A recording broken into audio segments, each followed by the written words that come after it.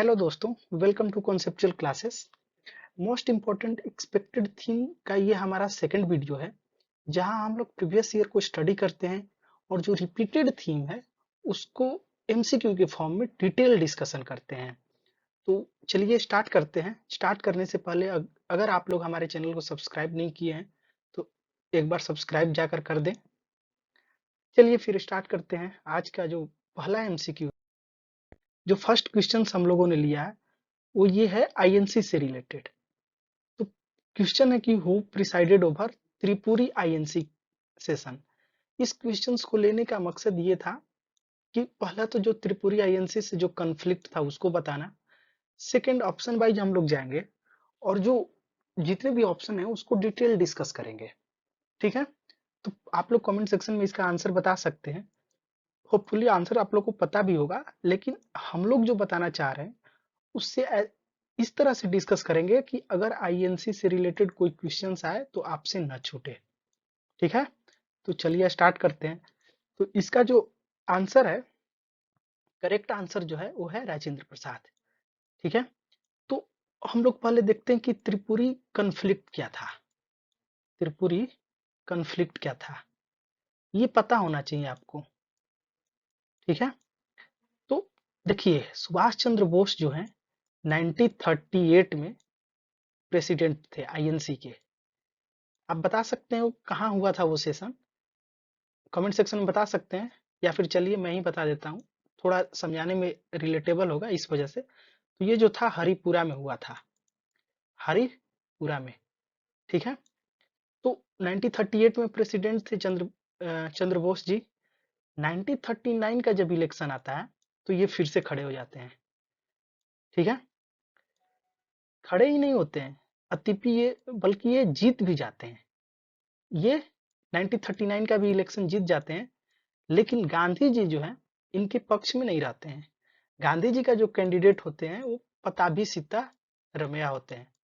ठीक है, तो गांधी जी बोलते हैं जब ये सुभाष चंद्र बोस चुनाव जीत जाते हैं तो गांधी जी बोलते हैं कि ये मेरा पर्सनल डिफीट है। ठीक है, ये मेरा पर्सनल डिफीट है। और इसके बाद आप समझ सकते हैं कि जितने भी कांग्रेसमैन थे इंपॉर्टेंट पोस्ट पे वो रिजाइन करने लगते हैं। तो सुभाष चंद्र बोस जी को खुद ही खराब लगता है और वो लाइक जीतने के बाद भी छोड़ देते हैं। तो इस क्राइसिस के टाइम बिहार से थे राजेंद्र प्रसाद, इनको जो है क्या बोलते हैं, इनको प्रेसिडेंट बना दिया जाता है। ठीक है, तो आंसर तो आप लोग को मिल गया होगा कि त्रिपुरी आईएनसी सेशन के प्रेसिडेंट कौन थे। साथ ही त्रिपुरी कन्फ्लिक्ट क्या था ये भी समझ गए होंगे। उससे पहले 1938 में कौन प्रेसिडेंट, आईएनसी का सेशन कहाँ हुआ था? हरिपुरा में। प्रेसिडेंट कौन थे? सुभाष चंद्र बोस। 1938 देख लिए, 1939 देख लिए, 1940 भी देख लेते हैं। 1940 में जो हमारा थर्ड ऑप्शन है मौलाना आजाद, ये प्रेसिडेंट रहते हैं। और ये जो है ना लॉन्गेस्ट टर्म तक सर्व करते हैं और यंगेस्ट प्रेसिडेंट भी रहते हैं। ये 1940 से 1946 तक चलता है। ठीक है, तो अभी इनके बारे में हम थोड़ा देर से आएंगे हम लोग। तो सुभाष चंद्र बोस के बारे में आप लोगों को क्लियर हो गया होगा, दो तीन पॉइंट जो भी था। अब आते हैं राजेंद्र प्रसाद के बारे में। राजेंद्र प्रसाद जो है 3 सेशन को लीड किए हैं। एक तो हो गया आपका त्रिपुरी, कब? त्रिपुरी सेशन कब हुआ? 1939 में। इससे पहले 1934 में बॉम्बे सेशन को भी इन्होंने ही लीड किया था, 1934 में। ठीक है, तो 1934 का बॉम्बे सेशन, 1939 का त्रिपुरी सेशन और इसके बाद 1947 का दिल्ली सेशन। ये आप याद रख सकते हैं, इंपॉर्टेंट है। ठीक है, तो जो 1934 का सेशन था इसको थोड़ा सा हम लोग डिटेल ले लेते हैं। देखिए 1934 का जो सेशन था बॉम्बे सेशन, उसमें क्या होता है कि एक ऑल इंडिया सोशलिस्ट पार्टी का फॉर्मेशन होता है। इससे भी पहले चले जाएं तो 1931 में बिहार सोशलिस्ट पार्टी का फॉर्मेशन होता है। बिहार सोशलिस्ट पार्टी का फॉर्मेशन होता है और इनको 4 लोग मिलकर बनाते हैं। ये क्वेश्चन आ चुका है इसलिए हम लोग ले रहे हैं इसको। तो इसमें 4 लोग मिलकर बनाते हैं। एक थे गंगा शरण शर्मा, गंगा शरण सिन्हा, राम वृक्ष बेनीपुरी, इनके बारे में आप लोग जानते होंगे, राम वृक्ष बेनीपुरी के बारे में आप लोग कमेंट सेक्शन में बता सकते हैं कि राम वृक्ष बेनीपुरी ने आपको जयप्रकाश नारायण को किस नाम से, मतलब जयप्रकाश नारायण को क्या टाइटल दिए थे। ठीक है, उसके बाद जो थर्ड पर्सन थे वो थे लाइक फूलन प्रसाद वर्मा, फूलन प्रसाद वर्मा, और जो चौथा थे वो रामानंद मिश्रा। ठीक है, तो कौन कौन चार लोग, गंगा शरण सिन्हा, राम वृक्ष बेनीपुरी, फूलन प्रसाद वर्मा एंड रामानंद मिश्रा, ये चार लोग मिलकर 1931 में बिहार सोशलिस्ट पार्टी बनाते हैं। और 1934 इसलिए इंपॉर्टेंट है क्योंकि ऑल इंडिया सोशलिस्ट पार्टी बनती है, और जिसके प्रेसिडेंट जो होते हैं, प्रेसिडेंट का क्या नाम होता है, आचार्य नारायण देव, आचार्य नारायण देव। ठीक है, और जो जनरल सेक्रेटरी होते हैं, जेनसेक, महासचिव जिसको हम लोग बोलते हैं, तो जो जनरल सेक्रेटरी होते हैं वो आप लोग बता सकते हैं, वैसे सब लोग जानते होंगे, जयप्रकाश नारायण। तो ये 1934 से ये एक इम्पोर्टेंट इवेंट्स था, इसलिए इसको हम लोग साथ ही कवर कर लिए। अब आप लोग देख सकते हैं कि जो लाइक 1939 का सेशन हम लोग डिस्कस कर लिए, 1947 का तो पता ही है, तो ये यहाँ पर हम लोगों का ये एक पार्ट कंप्लीट होता है। उसके बाद जो सेकंड टॉपिक है, सेकंड थर्ड ऑप्शन जो है वो है मौलाना आजाद। मौलाना आजाद के बारे में आप लोग समझ सकते हैं कि ये जो है after independence first education minister बने थे। उसके साथ साथ अगर हम लोग इनको थोड़ा सा और डिटेल स्टडी करें, क्योंकि आप लोग देख सकते हैं कि जब पाकिस्तान का डिमांड हो रहा था तो ये आदमी पूरी बल के साथ कांग्रेस का सपोर्ट किया था और पार्टीशन के खिलाफ थे। ठीक है, अभी एक वेब सीरीज भी आया है, वो आप लोग देख सकते हैं, फ्रीडम एट मिडनाइट करके कुछ है, तो उसमें आपको देखना भी चाहिए उस सीरीज को, क्योंकि उसको अगर आप रिलेट कीजिएगा ना तो उसमें दिखेगा कैसे 1937 का इलेक्शन होता है, वहां पे कैसे जो है आपको मुस्लिम लीग को कम सीटें मिलती है, फिर चैलेंज एक्सेप्ट होता है, 10 साल बाद जब चुनाव होता है तो कैसे आईएनसी के लिए मुस्लिम लीग एक सिरदर्द बन जाता है। तो ये सब आप लोग रिलेट कर सकते हैं, अच्छी सीरीज है, आपको आप लोगों को देखनी चाहिए। तो मौलाना आजाद जो है, इनका जन्म कहाँ हुआ था, मक्का में। मक्का अभी कहाँ है, सऊदी अरबिया में। ठीक है, तो ये भी ध्यान में रखने वाली बात है कि इनका जन्म सऊदी अरबिया में हुआ था। 1940 से 46 तक ये प्रेसिडेंट थे आईएनसी के। इससे पहले भी इससे पहले भी 1923 में 1923 दिल्ली सेशन जो हुआ था उसमें भी ये आईएनसी के प्रेसिडेंट थे। ठीक है, ध्यान रहेगा, 1940 से 46 और 1923 में दिल्ली सेशन। ठीक है, उसके बाद मौलाना आजाद जो थे वो स्ट्रांगली अपोज करते थे किसको, पार्टीशन ऑफ इंडिया को। ये नहीं चाहते थे कि लाइक इंडिया का पार्टीशन हो और क्या बोलते हैं कि पाकिस्तान एक सेपरेट नेशन बने। ठीक है, अब आते हैं गांधी जी पे। तो गांधी जी क्या कभी आईएनसी का प्रेसिडेंट बने थे, तो आप लोग देख सकते हैं ये एक बार प्रेसिडेंट बने थे बेलगाम बेलगाम सेशन का, जो 1924 में हुआ था, बेलगाम सेशन 1924 में।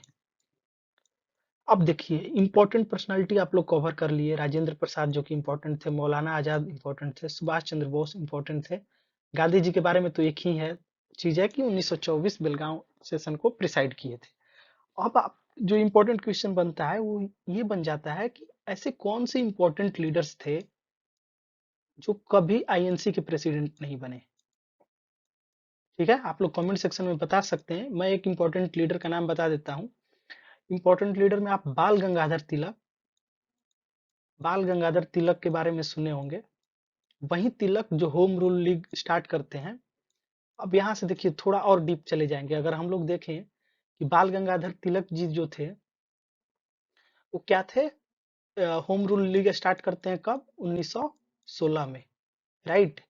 अब आप बताइए कि 1916 में होम रूल लीग एक और स्टार्ट करती हैं मोहतरमा, जिनका नाम था एनी बेसेंट, जो आगे चलकर 1917 में क्या बनती हैं, कांग्रेस की प्रेसिडेंट बनती हैं।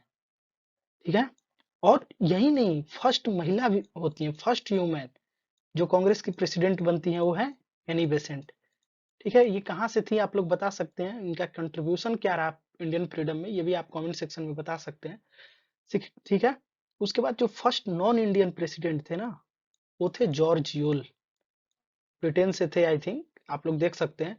तो जॉर्ज यूल जो है 1988 सॉरी 1888 में 1888 में इलाहाबाद सेशन को प्रिसाइड किए थे। ठीक है, ध्यान रहेगा। तो पहली वुमेन जो थी एनी बेसेंट थी, और फर्स्ट नॉन इंडियन जो थे जॉर्ज यूल थे, जो 1888 में इलाहाबाद सेशन को प्रिसाइड किए थे। अब आते हैं थोड़ा होम रूल लीग को भी देख ही लेते हैं यहीं पे साथ में। पॉइंट नोट डाउन करते जाइएगा, एक साथ आपको ऐसी ऐसा कंपाइलेशन कहीं नहीं मिलेगा जहाँ एक टॉपिक से हम लोग इतना इंपॉर्टेंट टॉपिक कवर कर लें। तो अगर आपको पॉइंट सही लगे तो आप लोग कवर कर सकते हैं। तो देखिए, home rule league movement start किया गया 1916 में। ठीक है, 1916 में स्टार्ट किया गया। दो पार्ट में चल रहा था, एक था एनी बेसेंट का और एक जो था वो तिलक जी का था। तिलक जी को ध्यान में रखना है कि ये जो है क्या नहीं किए हैं, आईएनसी का प्रेसिडेंट नहीं बने। आप लोग ये भी बता सकते हैं कि होम रूल लीग के टाइम जो बाल गंगाधर तिलक थे, वो 2 पत्रिका निकालते थे। ठीक है, वो पत्रिका कौन सी थी और किस लैंग्वेज में निकालते थे, ये भी आप लोगों को बताना है। ठीक है, कमेंट सेक्शन में जाइए, थोड़ा सर्च कीजिए, क्योंकि अगर आप सर्च करेंगे ना तो ये चीजें आपको ज्यादा देर तक याद रहेगी। मुझे तो याद है, मैं बता दूंगा आपको, लेकिन अगर आप लोग थोड़ा सा इंटरेस्ट लेकर इसको देख रहे हैं, अगर वीडियो को देख रहे हैं, तो चीजें कुछ ज्यादा दिन तक याद रहने की चांसेस ज्यादा होती है। तो आप लोग देख सकते हैं, अगर थोड़ा सा सर्च करना हो कर सकते हैं, वरना मैं कमेंट सेक्शन में मैं ही आंसर बता दूंगा आप लोगों को। बट लेकिन जो कुछ लोग सर्च करना चाहते हैं वो कर सकते हैं और कमेंट सेक्शन में इसका आंसर दे सकते हैं। 2 पत्रिका निकालते थे और इसके थ्रू लोगों को जागरूक करते थे। दोनों पत्रिका को आप ध्यान से देखिएगा, आपको पता चलेगा कि जो जिस पत्रिका का जिससे नाम है उसके अपोजिट लैंग्वेज में उसको निकाल रहे हैं। तो इस तरह से आप लोग ध्यान रख सकते हैं। अब देखिए, जो एनी बेसेंट थी और ये जो तिलक साहब थे, ये कब कब स्टार्ट किए और किस किस एरिया में स्टार्ट किए, यहाँ से क्वेश्चन बन जाता है। ठीक है, तो जो आपको ये थे तिलक साहब थे, ये निकालते हैं महाराष्ट्र, कर्नाटका, बेरार और सीपी में, सेंट्रल प्रोविंस, ये 4 एरिया में ये लीड करते हैं। महाराष्ट्र में भी आपको बॉम्बे छोड़कर, क्योंकि एनी बेसेंट जो है वो बॉम्बे में फर्स्ट टाइम लॉन्च करती हैं, सितंबर में, सितंबर 1916 में। अब देखिए, ये कंफ्यूजन हो जाता है लोगों को कि ये कैसे याद रखें कि सितंबर में कौन किया और जो तिलक साहब थे वो अप्रैल में किए थे। ठीक है, तो आप लोग एक ध्यान रख सकते हैं कि एनी बेसेंट का नाम किससे शुरू है, ए से, तो ये अप्रैल में तो नहीं करेंगी, इस तरह से ध्यान में रख सकते हैं। तो जब अप्रैल में ये नहीं करेंगी तो ऑब्वियस है कि ये सितंबर में की होंगी। ठीक है, इस तरह से ध्यान रख सकते हैं। और अप्रैल में हमारे तिलक साहब स्टार्ट किए थे। ठीक है, तो ये जो एरिया है महाराष्ट्र, कर्नाटका, बिहार और सीपी, सेंट्रल प्रोविंस, महाराष्ट्र में भी बॉम्बे को एक्सक्लूड करके, यहाँ जो है तिलक साहब का चल रहा था होम रूल लीग। इन दोनों के बीच एक टाई अप था, यू कैन से एक अंडरस्टैंडिंग था, जैसे कि लोगों के बीच में अंडरस्टैंडिंग हो जाता है कि इस एरिया में मैं काम करूंगा, इस एरिया में आप काम कीजिए। उसी तरह से ये दोनों मिलकर all over India home rule league को चला रहे थे। समझ में आ गया होगा होम रूल लीग के बारे में। होम रूल लीग से यही इंपॉर्टेंट क्वेश्चन बन सकता है, कौन स्टार्ट किया, किस एरिया में स्टार्ट किया, कब स्टार्ट किया। ठीक है, 3 पॉइंट क्लियर हो गया आपका। अब देख लेते हैं नेक्स्ट क्वेश्चन। नेक्स्ट क्वेश्चन से पहले आप लोगों को जितने भी आईएनसी सेशन है ना, उसको एक बार देख लेना चाहिए। मैंने एक मैप लगाया है, इमेज है, मैं आपको टेलीग्राम ग्रुप में भी वो दे दूंगा। आप लोगों को के पास ये जरूर होना चाहिए, आपके स्टडी टेबल के सामने ये रहना ही चाहिए, क्योंकि कोई भी अगर आप वन डे एग्जाम का प्रिपरेशन कर रहे हैं ना, कोई भी हो, इंक्लूडिंग स्टेट पीसीएस एग्जाम्स, उसमें चांसेस है कि ये चीज पूछी जा सकती है। अभी देखिए, बता रहे हैं आपको, बहुत सारे स्टूडेंट्स आते हैं, ये जो बेलगांव सेशन है, बेलगाम सेशन गांधी जी का, इससे क्वेश्चन हर बार आता है। एसएससी के क्वेश्चंस में हर बार ये देखने को मिल जाता है किसी न किसी शिफ्ट में। तो चलिए देखते हैं कि all INC session with president, ठीक है, कब बना था, कौन बनाया था, ये आप लोगों को पता ही होगा। एओ ह्यूम 1885। ठीक है, तो आप लोग थोड़ा जाकर वो देख सकते हैं अगर इंटरेस्टेड है तो। बाकी हम लोग आगे से स्टार्ट करते हैं। तो ये आप मैं ये मैप जो है प्रोवाइड करा दूंगा, आप लोग देख सकते हैं 86 में दादा भाई नौरोजी। अब देखिए दादा भाई नौरोजी, देखिए ये चीज है ना कि हर चीज से क्वेश्चंस बन सकता है। अब दादा भाई नौरोजी के बारे में अगर मैं आपको बताऊं, तो दादा भाई नौरोजी जो है वो भी 3 सेशन लीड किए हैं। ठीक है, एक तो आपको 1886 दिख गया, इसके अलावा अगर आप सर्च करेंगे तो आपको दिख जाएगा, लेकिन मैं ऐसे आपको बता दे रहा हूँ। 1886 में, फिर 1893 में भी होंगे ये। आप अगर आप देखेंगे कहीं जाकर, इसमें इसी में कहीं ना कहीं होगा, आप देख सकते हैं। मैं बता देता हूँ, चलिए कि टाइम वेस्ट हो रहा है। 1886, 1893 में, और उसके बाद 1906 में।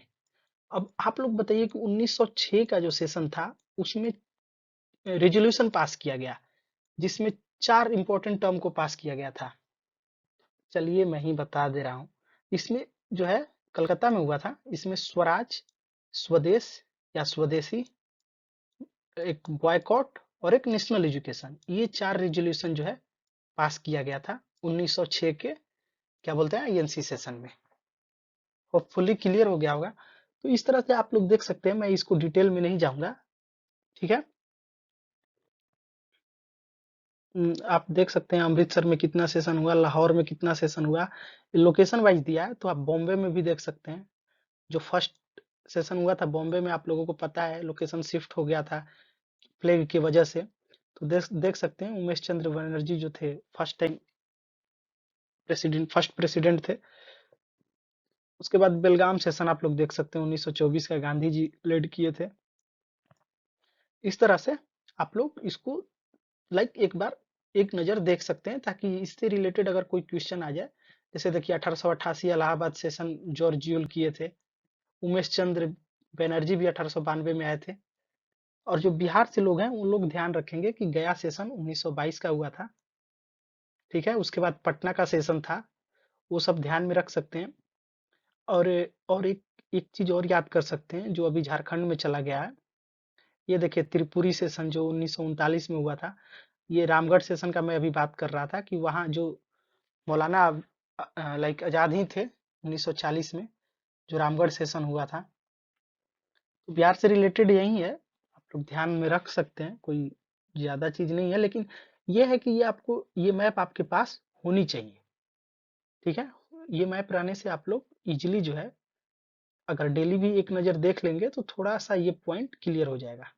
और जब भी जाए ना, जैसे इंपॉर्टेंट पर्सनालिटी, सपोज कीजिए मदन मोहन मालवीय आया 1918, तो इनका कंट्रीब्यूशन देख सकते हैं कि क्या, कैसे स्टार्ट किए, कैसे बीएचयू का स्थापना होता है, ये सब चीजें देख सकते हैं। मौलाना अब्दुल कलाम के बारे में देख लिए हैं, गोपाल कृष्ण गोखले से रिलेटेड आप देख सकते हैं। बांकीपुर का सेशन 1912, ये देख सकते हैं 1912, जहाँ रघुनाथ नारायण सिंह मधोलकर, आर एन मधोलकर जो थे वो प्रेसिडेंट थे।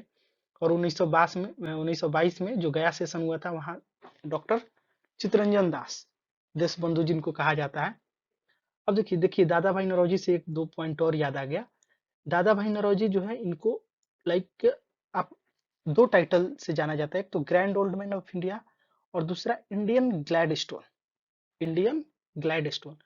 दूसरा चीज ये कि ये जो फर्स्ट इंडियन थे ना, जो एमपी बने थे ब्रिटिश हाउस ऑफ कॉमन्स के।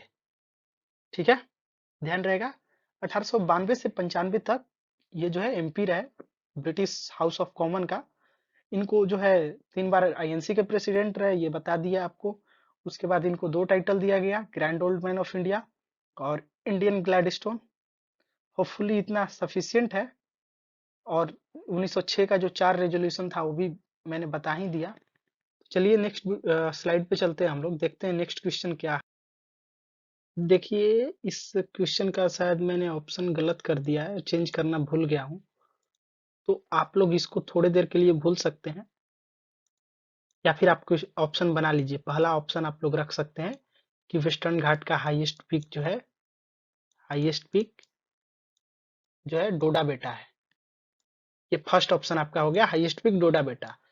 दूसरा जो है हाइट ऑफ वेस्टर्न घाट जो है वो प्रोग्रेसिवली डिक्रीज कर रहा है नॉर्थ टू साउथ, यानी कि नॉर्थ से साउथ जो है हाइट जो है डिक्रीज कर रहा है। ठीक है, थर्ड ऑप्शन आप बना सकते हैं। थर्ड ऑप्शन आप इसका एक्सटेंट कहां से कहां तक है, गुजरात को टच करता है या नहीं, गुजरात टू तमिलनाडु। ठीक है, तो पहला क्या हो गया कि हाईएस्ट पीक डोडा बेटा है। दूसरा, नॉर्थ से साउथ की ओर जाते समय इसका जो हाइट जो है डिक्रीज कर रहा है प्रोग्रेसिवली, मतलब स्लाइटली डिक्रीज कर रहा है। और वेस्टर्न घाट जो है, चौथा ऑप्शन ले लेते हैं। जो वेस्टर्न घाट है वो क्या है, उसका हाइट जो है मतलब बड़ा है ईस्टर्न घाट से। ठीक है, तो आप लोग इसका आंसर बता सकते हैं। चलिए हम लोग डिस्कशन स्टार्ट करते हैं। जैसे देखिए इसमें कौन कौन सा ऑप्शन सही है, अगर आप देखें तो ये तो क्लियर है कि वेस्टर्न घाट जो है स्लाइटली जो है इंक्रीज है। जैसे ये टिल्टेड फॉर्म में ऐसे जाइएगा ना, तो ये वाला जो एज है वो थोड़ा सा उठा हुआ है और ये एज नीचे की ओर है। तो जो हमारा मैप बनता है ऐसे,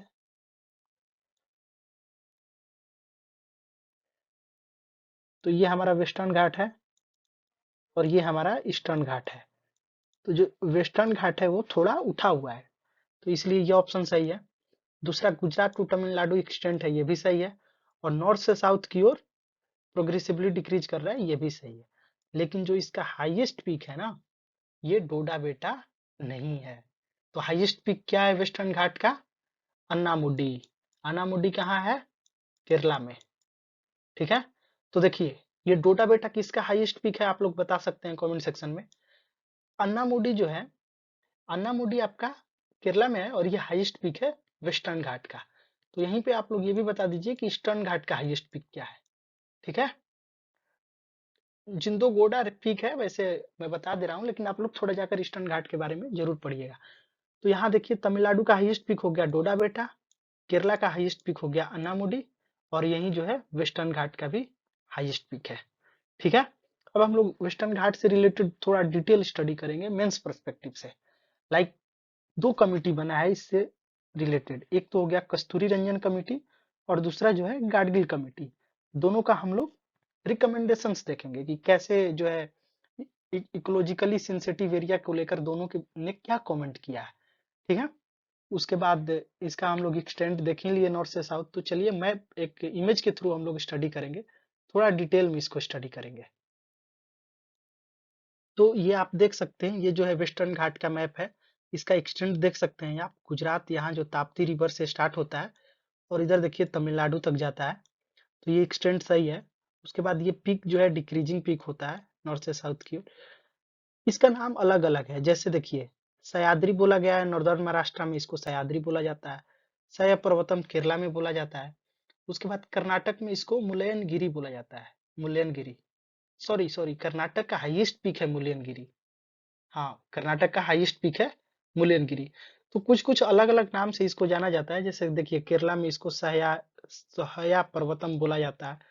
ठीक है, diverted view about mountains type. पहला व्यू है कि ब्लॉक माउंटेन है जो वन फॉर्म्ड हुआ था down warping of a part of land into Arabian sea. कुछ लोग मानते हैं कि ये ब्लॉक माउंटेन का एग्जाम्पल है, और कुछ लोग मानते हैं कि ये ट्रू माउंटेन नहीं है, rather faulted edge of Deccan plateau. तो जैसे हम लोग भी जो पढ़ते हैं उस समय, आप लोग अगर ये इंडिया का मैप है सपोज कीजिए, तो ये वाला जो पार्ट है डेक्कन प्लेटू, ये तो बना था उसी टाइम ना, तो इस वजह से ये बोला जाता है। लेकिन ये दो व्यू है, आप लोग ध्यान में रख सकते हैं। उसके बाद जो मेजर रॉक इधर पाया जाता है वो basalt, granite, gneiss, khondalite, metamorphic, gneiss and crystalline, limestone, iron ore. ठीक है, कुडेरमुख माइन करके है, उसके बारे में थोड़ा आप लोग कमेंट सेक्शन में बता सकते हैं कि कहाँ लोकेटेड है। ठीक है, जियोग्राफिकल एक्सटेंट अगर आप लोग देखें तो सतपुरा नॉर्थ में से लेकर कन्याकुमारी साउथ तमिलनाडु तक, सतपुरा रेंज से लेकर कन्याकुमारी तक।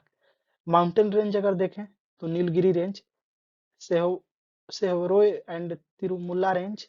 हाईएस्ट पीक क्या है, अन्नामुडी केरला का, ये हम लोग देख चुके हैं। रिवर कौन कौन सा आता है, तो अगर वेस्ट फ्लोइंग रिवर देखें जो वेस्टर्न घाट से होकर जाती है, तो पेरियार किस स्टेट में है ये बताइएगा। भारत पूजा, नत्रवत, श्रावती, मांडोवी, ये वेस्ट फ्लोइंग रिवर है, यानी कि इधर फ्लो कर रही होगी। ईस्ट फ्लोइंग रिवर जो है गोदावरी, कृष्णा, कावेरी, तुंगभद्रा, भीमा, मालप्रभा, घाटप्रभा, हेमवती, काभी। अब आप लोग बताइए कि पेन गंगा जो है, पेन गंगा किसकी ट्रिब्यूटरीज है? पेन गंगा, पेन गंगा ये जो है आप लोग बाहुबली देखे होंगे, उसमें भी इसका जिक्र है। ठीक है, तो देख सकते हैं आप लोग। अब देखिए जो इंडेमिक स्पेसीज है नीलगिरी तार, तमिलनाडु का, वेरी वेरी इंपॉर्टेंट, बहुत बार पूछा जा चुका है। इसका जो IUCN स्टेटस है वो क्या है? इंडेंजर्ड है। उसके बाद land tailed Macau, IUCN status इसका भी इंडेंजर्ड है। प्रोटेक्टेड एरिया देख सकते हैं बायोस्फीयर रिजर्व अगस्त मलई एंड नीलगिरी। उसके बाद नेशनल पार्क साइलेंट वैली जो केरला में है, बांदीपुर, इरविकुलम। उसके बाद ये बांदीपुर बता सकते हैं आप लोग, मैं एक वीडियो में डिस्कस किया हूँ कि, और इस बार SSC CHSL मेंस का ये क्वेश्चन था कि बांदीपुर नेशनल पार्क कहाँ है, तो मैंने वहां बांदीपुर और बांधवगढ़ दोनों को रिलेट करके बताया है कि बांधवगढ़ और बांदीपुर में कैसे कंफ्यूजन हो जाता है। बांधवगढ़ जो है आपका मध्य प्रदेश में है, बांदीपुर आपको कमेंट सेक्शन में बताना है। उसके बाद वायनाड, मुदुमलई केरला में, नागरहोल, ये सब आप देख सकते हैं इंपॉर्टेंट नेशनल पार्क है। उसके बाद ये देख सकते हैं Kalakad tiger reserve and Mundanthurai Periyar tiger reserve. ये टाइगर रिजर्व इंपॉर्टेंट जो है, इंपॉर्टेंट पास जो है वो थाल घाट है, केसरा घाट भी इसको बोलते हैं, भोर घाट, पल्लक्कड़ घाट जिसको कि पाल घाट भी बोलते हैं, अंबा घाट, नाने घाट और अंबोली घाट। तो जो पलक्कड़ गैप है ना और पाल घाट, ये जो है ना लोवेस्ट माउंटेन पीक, मतलब लोवेस्ट एरिया आता है आई थिंक। एक बार आप लोग देख लीजिएगा इसको। तो वेस्टर्न घाट का सिग्निफिकेंस क्या है? हाइड्रो इलेक्ट्रिक प्रोडक्शन होता है इससे। Influence Indian monsoon weather patterns, आप लोग रिट्रेटिंग मानसून के बारे में सुने होंगे, तो कैसे माउंटेन को लाइक मानसून टाइप को ये चेंज करता है, इसके बारे में भी पढ़ सकते हैं। उसके बाद कार्बन सिक्वेस्ट्रेशन, कार्बन सिक्वेस्ट्रेशन के बारे में आप लोग देखे होंगे, बहुत चर्चा चल रही है इसके बारे में। तो ये जो है न्यूट्रलाइज करता है 4 metric ton of carbon every year. तो आप कार्बन न्यूट्रलाइजेशन के बारे में जो हम लोग अभी डिस्कस कर रहे हैं, लाइक हम लोग गोल अचीव करने की कोशिश कर रहे हैं कि लाइक जो है 2070 तक इंडिया का टारगेट है, तो ये सब चीज देख सकते हैं कि इसका इंपॉर्टेंट कार्बन सिक्वेस्ट्रेशन में भी है। उसके बाद one of 8 global hottest hot spot of biodiversity due to richness in species and endemism. तो 8 ग्लोबल हॉटेस्ट हॉट स्पॉट में से एक है ये। क्या क्या मिलता है? Iron, manganese, bauxite, timber, paper, cardamom, oil and palm, rubber. Sizeable indigenous population including PVTGs, यहाँ पर अब ये आप लोग बता सकते हैं कि पीबीटीज किस आर्टिकल में मेंशन है, इससे रिलेटेड जो भी प्रोविजंस है आप लोग देख सकते हैं। और टोटल कितने जो है, सॉरी मैं आंसर लिख रहा था, कितने जो पीबीटीज है इंडिया में पाए जाते हैं, कितने टाइप के। ठीक है, उसके बाद मेजर थ्रेट क्या है इसको लेकर, वेस्टर्न घाट को लेकर? माइनिंग और इंडस्ट्रियलाइजेशन जो है ना वो लार्ज स्केल पर हो रहा है, इसकी वजह से जो उसका डिग्रेडेशन हो रहा है। उसके बाद massive extraction of forest produce, human wild life conflict, इसका आप लोग एग्जांपल बता सकते हैं रिसेंट का, जहां ह्यूमन वाइल्ड लाइफ कंफ्लिक्ट देखा गया हो। जैसे सपोज कीजिए बहुत बार न्यूज में आता है, ये रोड है, इधर से जंगल से हाथी आया, इधर से गाड़ी टकराया और उसका डेथ हो गया, या फिर पीपल का डेथ हो गया। तो ये क्या रीजन है कि ये जो ह्यूमंस, सॉरी जो एनिमल्स हैं वो आउटर की ओर मूव कर रहे हैं, जंगल से बाहर की ओर मूव कर रहे हैं, इसके पीछे क्या रीजन है? और जब वो बाहर मूव करेंगे तो ऑब्वियस है कि कंफ्लिक्ट तो होगा ही। तो जो ये ह्यूमन वाइल्ड लाइफ कंफ्लिक्ट है ना, ये बहुत ही इंपॉर्टेंट टॉपिक है, इस पे मेंस का क्वेश्चन कई बार आ चुका है, साथ ही ऐसे के लिए भी आप इसको ध्यान में रख सकते हैं। Encroachment, illegal hunting. अब इंक्रोचमेंट का एग्जांपल आप लोग देख सकते हैं, जब अभी कुछ दिन पहले बेंगलोर में, आई थिंक 2 और 3 ईयर बैक, एक फ्लड आया था लार्ज स्केल पे। वो एक बेस्ट एग्जांपल था इंक्रोचमेंट का। जो वहां पे एक लेक था जिसको कि कवर करके वहां क्या बोलते हैं, वहां जो है बिल्डिंग्स निर्माण हो गया, लेकिन जो ड्रेनेज का प्रॉपर सप्लाई नहीं था, और वही रीजन था वही रीजन था वहां पे फ्लडिंग का। तो ये ध्यान में रख सकते हैं, illegal hunting, large hydro power projects, climate change. अब इससे रिलेटेड दो इंपॉर्टेंट कमिटी बना है, वेरी वेरी इंपॉर्टेंट। कभी भी अगर वेस्टर्न घाट से क्वेश्चन आए ना, तो हाईएस्ट पीक के बाद इसी दोनों से क्वेश्चन ज्यादा बनने का चांसेस होता है। तो पहला जो है गाडगिल कमेटी, जो 2011 में बना था, और वो जो है गाडगिल कमेटी को हम लोग वेस्टर्न घाट इकोलॉजी एक्सपर्ट पैनल भी बोलते हैं। उसका रिकमेंडेशन था कि जितने भी वेस्टर्न घाट है उनको इकोलॉजिकल सेंसिटिव एरिया है, ईएसए जो है नोटिफाई किया जाए, ठीक है। और limited development allowed in graded zone, जहां डिग्रेड हुआ है ना उस एरिया में लिमिटेड जो है डेवलपमेंट, मतलब लिमिटेड डेवलपमेंट अलाउ किया जाए। तो ये जो गाडगिल कमेटी था वो पूरी तरह से इसको ईएसए जोन में घोषित करना चाह रहा था।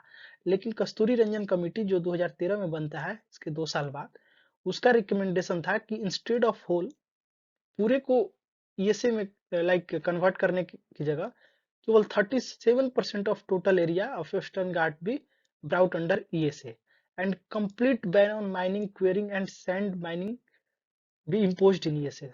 समझ गए? तो जो गाडगिल कमेटी था वो ये बोला कि जितने भी एरिया है वेस्टर्न घाट के, वहां पे क्या कर दिया जाए, उसको इकोनॉमिक इकोलॉजिकली सेंसिटिव एरिया में डिक्लेयर किया जाए, ईएसए डिक्लेयर कर दिया जाए। लेकिन जो कस्तूरी रंजन कमेटी आता है 2013 में, वो ये बोलता है कि instead of all area only 37%, केवल 37% एरिया को अगर कर दिया जाए कंप्लीट रूप से, और वहां लाइक थोड़ा सा भी रिलैक्सेशन नहीं कि आप माइनिंग क्वेरिंग, अब देखिए क्वेरिंग एक टर्म है साइंस का, या साइंस, सॉरी साइंस का नहीं, माइंस माइनिंग टर्म है, उसके बारे में आप देख सकते हैं कि क्वेरिंग क्या होता है, ठीक है। तो इस तरह से क्वेरिंग, सैंड माइनिंग और जो भी माइनिंग है उसको कंप्लीट तरह से बैन कर दिया जाए। तो ये दो रिकमेंडेशन था, इसको ध्यान में आप लोग रख सकते हैं। आगे चलते हैं हम लोग, और ये मैं पीडीएफ आप लोगों को उपलब्ध करा दूंगा टेलीग्राम ग्रुप में, वहां से जाकर ध्यान में रख सकते हैं। अब आप बताइए कि क्या आपको लगता है कि वेस्टर्न घाट से रिलेटेड एक भी क्वेश्चन आपसे छूटेगा? आपने क्या नहीं देखा इसमें? क्या नाम है वो भी देख लिए, एक्सटेंट देख लिए कहाँ से कहाँ तक है, हाईएस्ट पिक देख लिए। अभी मैंने आपको तमिलनाडु का हाईएस्ट पिक बताया था, याद है? तमिलनाडु का हाईएस्ट पिक डोडा बेटा, जो हम लोग का ऑप्शन में था। कर्नाटका का मुल्लयगिरी, कर्नाटका का मुल्लयगिरी। केरला का तो वही हो जाएगा जो था, अनामुडी, क्योंकि वही जो है वेस्टर्न घाट का हाईएस्ट पिक है। वो हो गया। मेजर रॉक, किस तरह के रॉक मिलते हैं वो देख लिए हम लोग। जो है जियोग्राफिकल एक्सटेंट देख ही लिए, माउंटेन रेंज देख लिए। इंडेमिक स्पेसिस में दो जो इंपॉर्टेंट है, नीलगिरी ताहर और लायन टेल्ड मकाऊ, दोनों से क्वेश्चन बनता है, आप दोनों को ध्यान में रख सकते हैं। या फिर अगर आप पीवाईक्यू सॉल्व कर रहे होंगे ना, तो ये क्वेश्चन इनकाउंटर हुआ ही हुआ होगा, कहीं ना कहीं आपको मिला होगा। इवन मैं यूपीएससी का बात कर रहा हूँ, यूपीएससी के एमसीक्यू में आपको ये क्वेश्चन मिला होगा, नीलगिरी ताहर से रिलेटेड और लायन टेल्ड मकाऊ से भी रिलेटेड, ठीक है। वेस्ट फ्लोइंग रिवर देख लिए, ईस्ट फ्लोइंग रिवर देख लिए। सिग्निफिकेंस मेंस के लिए, क्या सिग्निफिकेंस है वेस्टर्न घाट का, इसको मेंस में भर भर कर लिखा जा सकता है। एक मानसून को उठाइए, मानसून से रिलेटेड डाल दीजिए एक पॉइंट, और उस अगर ये ना रहे तो क्या होगा, इस तरह से आप वे फॉरवर्ड की ओर मूव कर सकते हैं। उसके बाद हॉट स्पॉट्स है, लाइक साइजेबल इंडिजिनस पीबीटीज के लिए एक लोकेशन है जिसको कि बचाने के लिए हम लोग कितना सारा अलग अलग डिफरेंट डिफरेंट स्कीम्स लॉन्च किया जा रहा है। थ्रेट क्या है, मेजर थ्रेट, वे फॉरवर्ड आप लिख सकते हैं।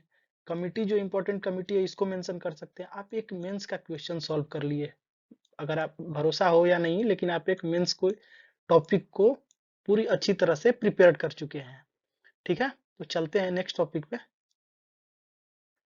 जो नेक्स्ट क्वेश्चन है उसमें है अर्बन स्प्रॉल के बारे में।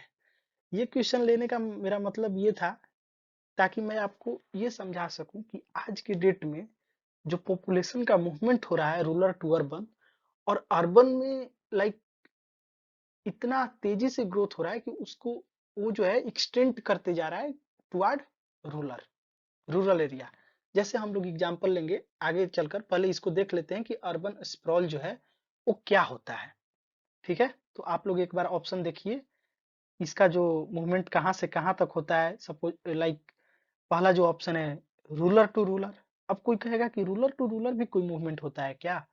जी हाँ, मूवमेंट होता है, समझ गए। इसका एग्जाम्पल आप बता सकते हैं, लेकिन ऐसे सोचिए कि सपोज कीजिए कि गांव में, एक गांव से दूसरे गांव में लोग जॉब के लिए जा रहे हैं, लाइक मनरेगा योजना चल रहा है, तो एक गांव से दूसरे गांव में नहीं जाते हैं। तो वही बात है, rural to rural movement. Urban to rural movement होता है क्या? हाँ, वो भी होता है, ठीक है, लेकिन उसको अर्बन स्प्रॉल बोलेंगे कि नहीं, ये नहीं पता, ठीक है।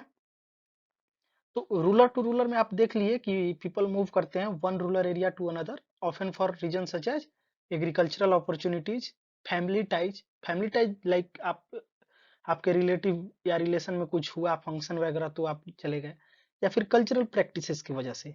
तो ये जो है अर्बन स्प्रॉल का एग्जाम्पल नहीं है। उसके बाद आप सीजनल माइग्रेशन देखिए। सीजनल माइग्रेशन क्या होता है?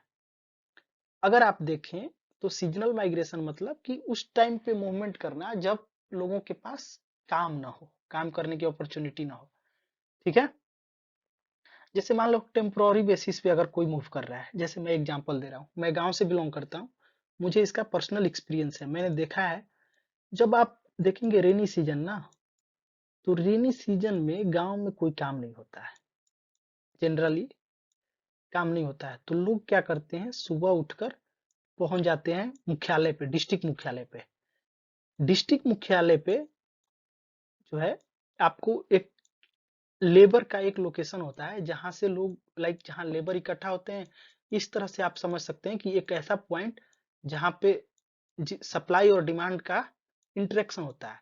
सप्लाई किसका हो गया? लेबर का। डिमांड किसका हो गया? लैंडलॉर्ड या फिर ऑनर, जो भी बोलिए, जिसको कि लेबर की जरूरत है। तो वहां जाते हैं, दिन भर काम करेंगे और फिर शाम को घर आ जाएंगे।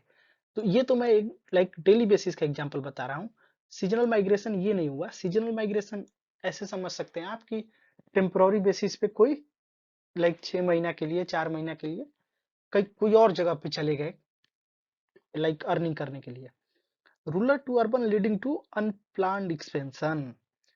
तो ये हो गया आपका असली जो अर्बन स्प्रॉल है, वो यही है कि लोग ये देख रहे हैं कि अर्बन में जॉब्स है, कोई भी जॉब करेंगे तो एटलीस्ट रूरल से ज्यादा अर्निंग है वहां, तो इसलिए पीपल क्या करते हैं, रूरल से अर्बन की ओर मूव कर रहे हैं।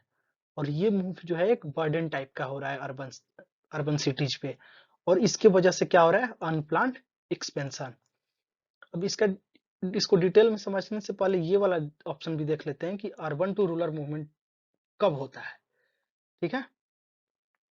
जैसे सपोज कीजिए कि रिटायरमेंट के बाद लोग क्या करते हैं, जनरली मूव कर जाते हैं रूरल एरिया में, लाइक आराम का जिंदगी जीने के लिए, आप समझ सकते हैं। तो वो एक केस हो सकता है। आप काउंटर अर्बनाइजेशन और डिसेंट्रलाइजेशन भी बोल सकते हैं इसको, अर्बन टू रूरल को। ये अर्बन स्प्रॉल लेकिन नहीं होगा। अर्बन स्प्रॉल क्या होगा, रूरल टू अर्बन मूवमेंट होगा, और उसके वजह से क्या होगा, अनप्लान्ड एक्सपेंशन। अब इसको चलते हैं डिटेल में, यहां से समझेंगे। अब आप लोग देखे होंगे, दिल्ली का एग्जांपल लेते हैं, ठीक है। दिल्ली के बारे में हमने डिटेल में बताया आपको कि कैसे दिल्ली का कमिश्नरी था पहले। बता सकते हैं कि कमिश्नरी से कौन कौन सा यूनियन टेरिटरी बना? एचएमटी याद होगा आपको, एचएमटी दिल्ली। ये 4 जो रीजन थे, पहले कमिश्नरी थे, उसके बाद यूटी बनते हैं, यूटी बनते हैं। 1970 में, फिर 1970 में एचएमटी जो है स्टेट बन जाता है, एचएमटी जो है स्टेट बन जाता है, ठीक है। ये भी आपको बताए होंगे, तो ये ध्यान में रख सकते हैं, या मेरे पुराने वीडियो को जाकर देख सकते हैं। यूनियन टेरिटरी करके एक वीडियो बनाया है, जहाँ पे हम लोग डिटेल डिस्कस किए हैं इसको, कैसे लाइक कमिश्नरी से यूनियन टेरिटरी फॉर्म हुआ, यूनियन टेरिटरी से फिर आपको स्टेट बना कोई कोई राज्य।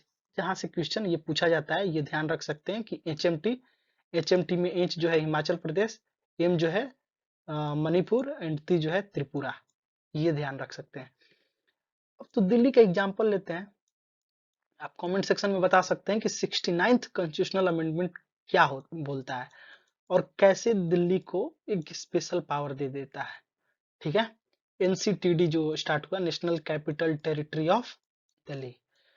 तो दिल्ली एक होता है एनसीटी, नेशनल कैपिटल टेरिटरी, एक होता है एनसीआर, नेशनल कैपिटल रीजन, ठीक है।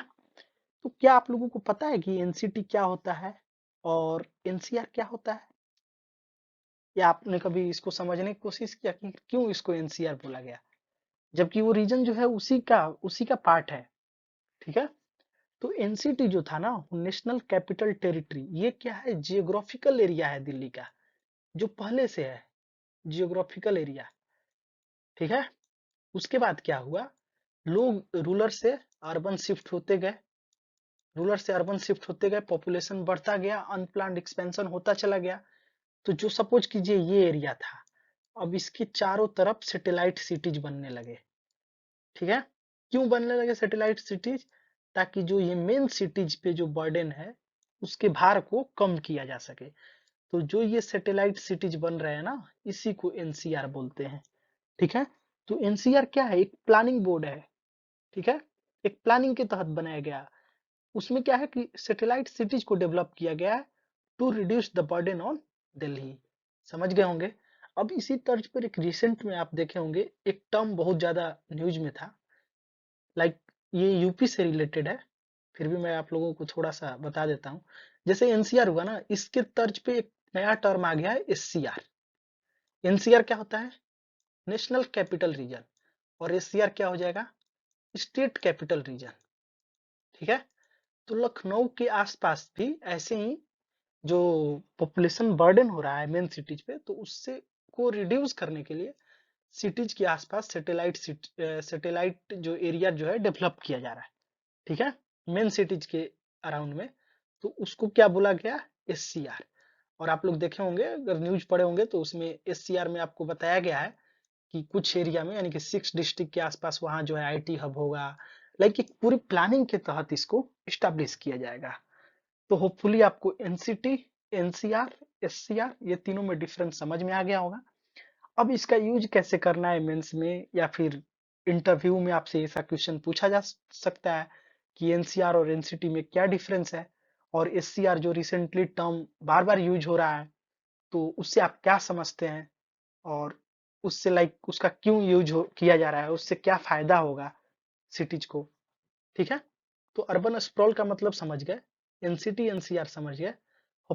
होपफुली आप लोग ये सारा पॉइंट कवर कर चुके होंगे, लाइक समझ गए होंगे। तो चलिए, आज के लिए इतना ही रखते हैं। नेक्स्ट वीडियो में हम लोग फिर से लाइक नए नए थीम्स के साथ आएंगे। तब तक के लिए धन्यवाद। और अगर आप लोग हमारे चैनल को सब्सक्राइब नहीं किए हैं तो कर लीजिए। लाइक अगर आपको कंटेंट थोड़ा भी अच्छा लग रहा है ना, तो यकीन मानिए कि आपको कर लेना चाहिए। इससे बढ़िया कंटेंट आपको कहीं और नहीं मिलेगा। लाइक कंटेंट तो उपलब्ध है, लेकिन एक जगह कंपाइल्ड फॉर्म में। जैसे अगर हम लोग राजेंद्र प्रसाद को डिस्कस कर रहे हैं, तो उनसे रिलेटेड क्या क्या क्वेश्चन बन सकता है। अभी तो टाइम का कंस्ट्रेंट है, तो हम लोग ज्यादा डिस्कस नहीं किए, नहीं तो उनका देखते कि बिहार में क्या रोल रहा। लाइक फर्स्ट टाइम जो है बिहार वर्ड कैसे आया, फिर कैसे जो है बिहार यूथ करके कुछ बना, ये सब मतलब अभी मैं नहीं डिस्कस करूंगा। ऑलरेडी वीडियो 45 मिनट का हो चुका है। तो नेक्स्ट वीडियो में हम लोग, अगले वीडियो में देखते हैं जो भी थीम होगा, तो उसके अकॉर्डिंग हम लोग डिस्कस करेंगे। तब तक के लिए धन्यवाद। हमारे चैनल को सब्सक्राइब जरूर कर लें।